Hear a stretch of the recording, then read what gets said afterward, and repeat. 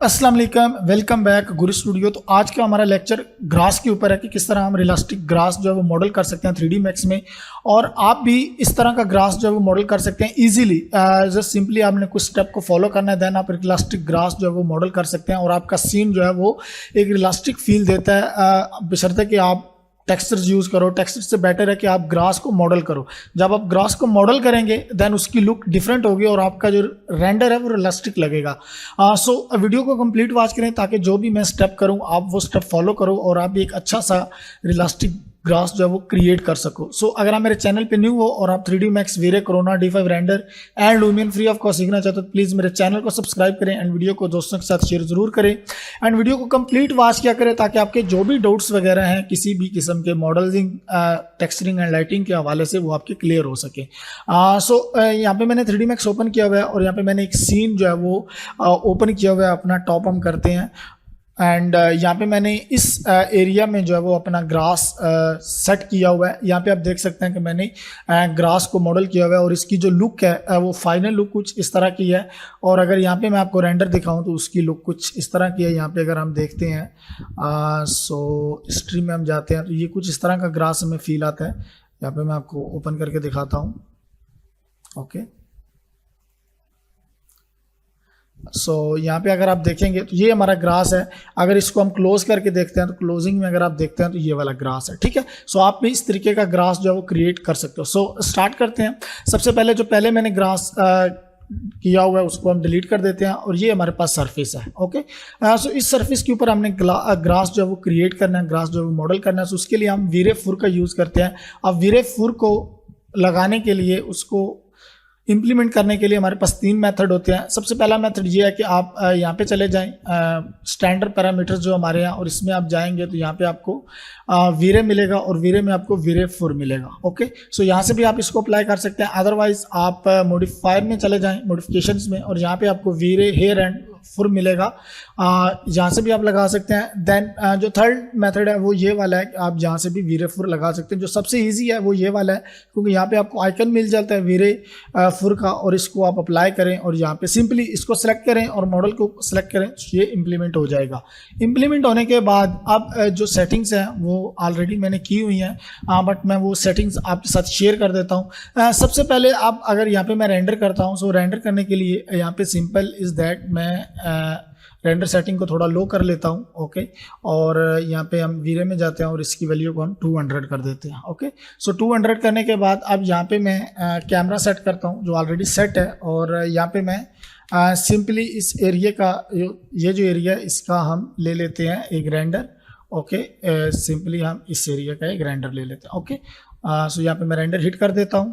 अभी मैंने रेंडर कर लिया। जो सबसे मेन प्रॉब्लम है वो है टेक्सचर्स। यहाँ पे हमें टेक्सचर्स जो है वो अप्लाई करना पड़ेगा। टेक्सचर डाउनलोड करने के लिए आप स्केचअप टेक्सचर, एक वेबसाइट है, ये वाली वेबसाइट है स्केचअप टेक्सचर। इसके ऊपर आप जाके सीमलेस कोई भी ग्रास का टेक्सचर जो है वो डाउनलोड कर ले। मैंने ये वाला डाउनलोड किया हुआ है जिसकी लुक कुछ इस तरह से दिखती है, और ये आपने डाउनलोड कर लेना। डाउनलोड करने के बाद सिंपल इज़ दैट आप एम प्रेस करें अपने कीबोर्ड बटन से। मैं यहाँ पे एम प्रेस करता हूँ। एम्प्रेस करने के बाद यहाँ पे मैंने वो टेक्सचर क्रिएट किया हुआ है। सिंपली डिफ्यूज में मैंने मेन जो टेक्सचर है वो डाला हुआ है। देन जो हमारा रिफ्लेक्शन और बम्प है उसमें मैंने टेक्सचर के साथ कलर करेक्शन जो है वो ऐड किया हुआ है, और कलर करेक्शन का जो पैरामीटर्स हैं उसमें मोनोक्रोम किया हुआ है। हल्की सी मैंने रिफ्लेक्शन ऐड की हुई है, जो कि ग्रास में हल्की सी रिफ्लेक्शन होती है वो ऐड की हुई है, और ग्लोजीनेस की वैल्यू को 0.7 रखा हुआ है। सिंपली इसको मैं सेलेक्ट करूँगा। देन उसके बाद आपने जो आपने वीरे फुर लगाया वो उसको सेलेक्ट करना है, और सिंपल इज दैट आपने अप्लाई कर देना। अप्लाई करने के बाद आप टेक्सचर जो है उसके ऊपर अप्लाई हो चुका है। अप्लाई होने के बाद अब अगर हम रेंडर करते हैं देन हम रिजल्ट देखते हैं। अभी हमने रेंडर कर लिया विद टेक्सचर्स। अभी भी हल्का सा डिफरेंस है इसमें और इसमें। ये थोड़ा सा डार्क है बट ये थोड़ा सा लाइट है। उसके लिए हम एक नॉइज़ मैप ऐड करते हैं, जो कि यहाँ पे मैंने नॉइज़ मैप ऐड किया हुआ है। अगर आप देखें तो ये वाला नॉइज़ मैप है। ओके, और इसकी जो पैरामीटर्स हैं वो कुछ इस तरह के। अगर इसको ओपन करता हूँ तो फ्रैक्टल हमने किया हुआ है। देन हाइट जो है वो 0.7 की हुई है, और जो साइज़ है वो 16.5 रखा हुआ है। कलर्स में हल्का सा डार्क ग्रे रखा हुआ है एंड देन वाइट कलर है। ओके, अब इसको ऐड कहाँ पे करना है? इसको ऐड करने के लिए सिंपली आपको जो है वो अपना जो वीरेफुर आपने लगाया वो उसको सेलेक्ट करना है। सिंपली मेरा जो वीरेफुर है वो सिलेक्टेड है, और जहाँ पे मॉडिफाई में जाएंगे और डाउन अगर हम आते हैं तो यहाँ पे मैप्स हैं। मैप्स में अपने लेंथ मैप में इसको डालना है। सो सिंपल इज़ दैट, मैं यहाँ पे इसको लेंथ मैप में डालने की ट्राई करता हूँ। सो इसको हम लेते हैं और ये हमारे पास लेंथ मैप है, इसके ऊपर हमने इसको अप्लाई कर देना इंस्टेंस। सो अब ये मैप्स में ऐड हो चुका है। ऐड होने के बाद अब अगर हम रेंडर करते हैं तो सेम एज इट इज़ हमें रिजल्ट मिलेगा। बट अब मेन जो रीजंस हैं वो हैं वीरेफुर के पैरामीटर्स। जब आप वीरेफुर अप्लाई करोगे तो ये सारे जितने भी डिमेंशंस हैं ये अलग होंगी, डिफरेंट होंगी, क्योंकि आपने स्टार्ट में करना है, फर्स्ट टाइम करना है। सो ये डिफरेंट होंगी, इनको जो है वो आपने इस हिसाब से करना है। मैं आपको बताता जाऊँ। सबसे पहले आता है लेंथ। सो लेंथ क्या होती है? लेंथ होती है हमारे ग्रास की हाइट। अगर ये 8 इंचज़ है, अगर इसको मैं यहाँ पे हम यहाँ पे जो है वो इंटरेक्टिव रेंडर करते हैं, मैं आपको दिखाता जाता हूँ। इंटरेक्टिव रेंडर में हम इसको जो है वो अनचेक करते हैं और इंटरेक्टिव रेंडर करते हैं, और ये इसकी हाइट है, ठीक है। लेंथ इट्स मीन होता है हाइट, यानी जितनी ये हाइट ज़्यादा रहेगी हमारा जो ग्रास है वो उतना ही बड़ा दिखेगा। सो यहाँ पे हमारा इंटरेक्टिव रेंडर स्टार्ट हो चुका है, और इस वैल्यू को अगर मैं यहाँ पे 2 फीट करता हूँ, सो इस वैल्यू को मैं करता हूँ 2 फीट, ओके। सो जैसे 2 फीट करूँगा सो हमारे यहाँ पे जो वैल्यू है ग्रास की वो बढ़ जाएगी, ठीक है। इसकी जो लेंथ है वो ज़्यादा हो जाएगी। अब थोड़ा सा रिफ्लेक्शन ऐड हो, ये देखें। अब देखिए हमारे पास जो ग्रास की हाइट है वो बढ़ चुकी है, बट हमें इतनी नहीं चाहिए। इसको हम 3 इंचेस तक अगर यूज़ करेंगे तो बिल्कुल जो है वो कम हल्का सा ग्रास हमें नज़र आएगा, बट इतना भी हमें नहीं चाहिए। सो मिनिमम 6 इंचेस आप रख सकते हैं, ताकि आपका ग्रास जो थोड़ा सा ज़्यादा दिखे। सो यहाँ पे 6 फीट हो गया, 6 फीट हमें नहीं चाहिए, हमें 6 इंचेस चाहिए। सो यहाँ पे मैं 6 इंचेस करता हूँ, okay. So 6 inches, 6 to 7 or 8 is enough. Then radius आता है। सो रेडियस को अगर आपने बढ़ाना है तो आप बढ़ा सकते हैं, मोस्ट इसका कोई इतना खास वो नहीं होता। सो रेडियस हम 0 रहने देते हैं। देन ग्रेविटी आता है। अगर हम ग्रेविटी को 1 इंचेस यहाँ पे करते हैं, 1 इंचेस प्लस में करते हैं, तो इसमें काफ़ी सारा जो है वो रियलिस्टिक फील, बिल्कुल स्ट्रेट हमें ग्रास नज़र आएगा, बिल्कुल स्ट्रेट, इसमें कर्वनेस बिल्कुल नहीं नज़र आएगी। सो जैसे स्ट्रेट ग्रास होता है वो नज़र आता है। सो इसकी वैल्यू को हम -3 इंचेस और -4 इंचेस यूज़ करते हैं। नेगेटिव में वैल्यू यूज़ करते हैं तो उसमें हल्की सी कर्वीनेस यानी इलास्टिक फील होता है। देन बात करते हैं बेंड की। सो अगर हम 1 इसकी वैल्यू 1 रखेंगे जो मैक्सिमम वैल्यू होती है, देन बहुत ज़्यादा बेंड हो जाएगा हमारा ग्रास। हमें इतनी ज़्यादा जितना हमें चाहिए, ये आपके जो आपका सीन है उसमें डिफरेंट हो सकता है, बट मेरे में 0.6 और 0.5 इज़ इनफ। सो मैं 0.6 और 0.5 के साथ जाता हूँ। देन टेपर की बात करते हैं। सो टेपर क्या चीज़ है?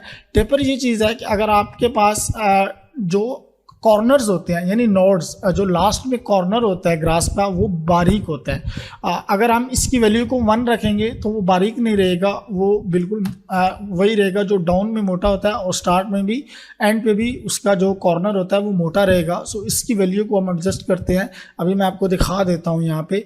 अब अगर ये रेंडर थोड़ा सा हल्का सा और मज़ीद इसके पासेस होते हैं तो आपको दिखाता हूँ। यहाँ पे इसकी वैल्यू जो है वो मोटी रहती है, जो आगे इसका कॉर्नर होता है वो मोटा रहता है। सो उसको एडजस्ट करने के लिए हम इस वैल्यू को 0.7 to 5 यूज़ करते हैं ताकि हमारे जो कॉर्नर्स हैं वो बारीक रहें, ओके।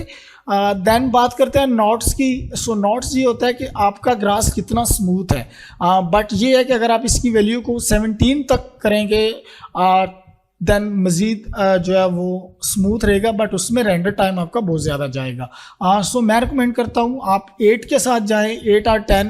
अदरवाइज़ आप 5 के साथ भी जाएंगे तो भी प्रॉब्लम नहीं है, क्योंकि इतना ज़्यादा स्मूथ ग्रास हमें नहीं चाहिए, हमने रेंडर टाइम को भी थोड़ा सा सेव करना है। सो 5 to 8 इज़ इनफ। अगर आप इससे ज़्यादा जाएंगे तो वो ग्रास बहुत स्मूथ हो जाएगा, देन टाइम भी लेगा। अगर मैं अब यहाँ पे आपको मैं 16 इसकी वैल्यू करता हूँ, सो यहाँ पे हम 16 करते हैं तो ये स्मूथ रहेगा, ग्रास बहुत ज़्यादा स्मूथ रहेगा, बट इसमें रेंडर टाइम थोड़ा सा ज़्यादा लगेगा, रेंडर टाइम कंज्यूम होगा। सो इस वैल्यू को हम जो है नॉर्मली 10 यूज़ करते हैं। सो अब डाउन में अगर आप आ जाएं तो वेरिएशंस। अब डायरेक्शन है, डायरेक्शन में हम वेरिएशन यूज़ कर सकते हैं, थिकनेस में वेरिएशंस यूज़ कर सकते हैं, ग्रेविटी में भी वेरिएशन यूज़ कर सकते हैं, एंड कर्व यानी जो हमारा आगे से वो हुआ होता है, बेंड हुआ होता है, कोरल हुआ होता है, सो उसको भी हम वेरिएशंस कर सकते हैं, बट जहाँ पे हम लेंथ में वेरिएशन करेंगे ताकि हमारा ग्रास जो है वो अप डाउन नज़र आए। सो इस वैल्यू को हम 0.5 से 0.4 यूज़ करते हैं। 0.4 इनफ होता है, 0.2 और 0.4 इज़ इनफ। सो इस वैल्यू में आप जाते हैं। सो डाउन जो हमारी मेन इंपॉर्टेंट जो सेटिंग है वो है डिस्ट्रीब्यूशन की। सो डिस्ट्रीब्यूशन में अगर आप पर फेस जाएंगे, पर फेस हम नहीं जाएंगे कि उसमें बहुत ज़्यादा टाइम लगता है रेंडर का, पर एरिया में जाएंगे और पर एरिया में जितनी ज़्यादा वैल्यू करेंगे उतना ज़्यादा ग्रास जो है वो हमारा शो होगा। अगर यहाँ पे मैं इसकी वैल्यू को 10 करता हूँ तो 10 में हमारा ग्रास जो है वो बहुत ज़्यादा एक दूसरे के, यानी उसकी वैल्यू बहुत ज़्यादा हो जाएगी। अगर इस वैल्यू को मैं 1 करता हूँ तो ग्रास की वैल्यू बहुत कम हो जाएगी। अब देखें यहाँ पे अगर आप देखें तो इसमें अब हमारा भरा हुआ है, जो लॉन है हमारा वो भरा हुआ है, लेकिन इसकी वैल्यू को अगर मैं 1 करता हूँ तो हमारा ग्रास जो है वो बिल्कुल कम शो हो रहा है यहाँ पे। ओके, सो इस वैल्यू को आपने 5 to 10 के बीच में आप यूज़ कर सकते हैं। सो यहाँ पे मैं 5 यूज़ करता हूँ, 5 इज़ इनफ। सो 5 तक अगर हम यूज़ करेंगे तो यहाँ पे बहुत अच्छा रिजल्ट मिलता है, क्योंकि अगर बहुत ज़्यादा वैल्यू करेंगे तो आपका रेंडर टाइम भी बहुत ज़्यादा यूज़ होगा, और यानी बहुत ज़्यादा रेंडर टाइम उसमें लगेगा। तो आपने अपना रेंडर टाइम भी सेव करना है अगर आपके पास पीसी अच्छा नहीं है, इतना ज़्यादा स्पेक्स वाला नहीं है तो।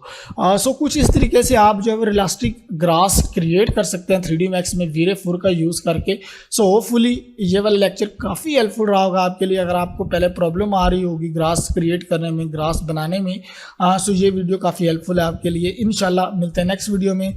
अगर अभी तक आपने मेरे चैनल को सब्सक्राइब नहीं किया तो प्लीज़ मेरे चैनल को सब्सक्राइब करें एंड वीडियो को दोस्तों के साथ शेयर ज़रूर किया करें, ताकि उन लोगों को भी हेल्प हो सके जिनको मेरे चैनल्स के बारे में नहीं इल्म, या जिनको 3D Max बिल्कुल नहीं पता, सो और वो फी भी वगैरह पे नहीं कर सकते, तो वो भी इस तरह के टिप्स वगैरह से अपने रेंडर टाइम को कंज्यूम कर सकें और एक रियलिस्टिक रेंडर जो है वो निकाल सकें। सो इंशाल्लाह मिलते हैं नेक्स्ट वीडियो में। अल्लाह हाफिज़।